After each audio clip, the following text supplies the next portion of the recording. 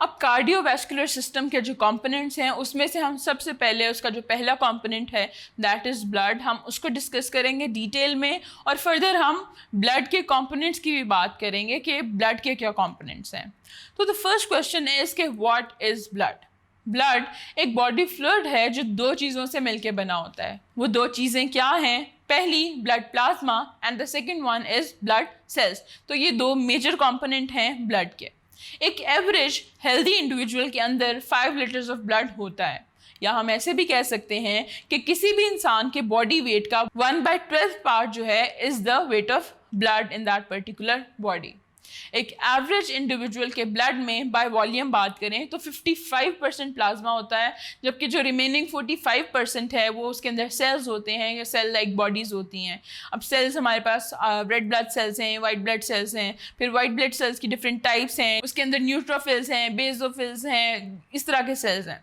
फिर तीसरी एक चीज़ है हमारे पास प्लेटलेट्स हैं, और जो सेल लाइक बॉडीज़ हैं उसमें हमारे पास डिफरेंट हार्मोन्स हो सकते हैं, प्रोटीन्स एग्जिस्ट करती हैं, हमारे पास एंटीबॉडीज़ होती हैं ब्लड के अंदर। तो ये सारी चीज़ें जो हैं वो सेल लाइक बॉडीज़ में आ जाती हैं। तो पहला कंपोनेंट है ब्लड का, ब्लड प्लाज्मा। अब प्लाज्मा जो है वो एक वाटरी सा फ्लूइड है। वाटरी इसलिए कि 90 to 92% जो वॉल्यूम है प्लाज्मा का दैट इज़ जस्ट वाटर, और बाकी 8 to 10% are dissolve proteins, salts, metabolites and जो वेस्ट होते हैं कुछ।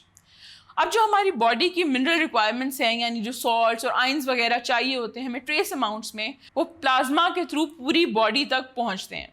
प्लाज्मा का 0.9% by weight portion is just salts. Plasma के अंदर सोडियम क्लोराइड और बाइकार्बोनेट के जो सॉल्ट्स हैं वो ज़्यादा होते हैं as compare to calcium, magnesium, copper, potassium और जिंक।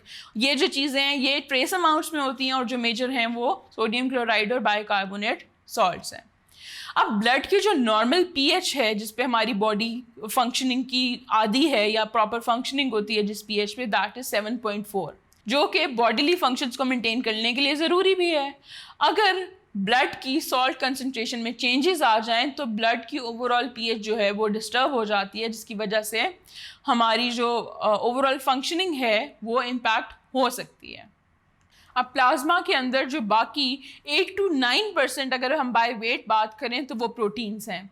ब्लड के अंदर जो ज़्यादातर प्रोटीन्स हैं दोज आर एंटीबॉडीज़, फिब्रिनोजन है। वो क्या होती है कि वो ब्लड क्लॉटिंग प्रोटीन है, कि जब कोई वूंड आ जाता है, कहीं पे कट लग जाता है, तो उसकी हीलिंग के लिए जो क्लॉटिंग होती है उसमें फिब्रिनोजन जो है वो इंपॉर्टेंट प्रोटीन है। फिर एल्ब्यूमिन है। एल्ब्यूमिन जो है वो हमारे वाटर बैलेंस जो है ब्लड का उसको मेनटेन करती है। प्लाज्मा के अंदर डाइजेस्टेड फूड पार्टिकल्स भी होते हैं जो कि डाइजेस्टिव सिस्टम से अब्जॉर्ब होते हैं ब्लड के अंदर ड्यूरिंग डाइजेशन।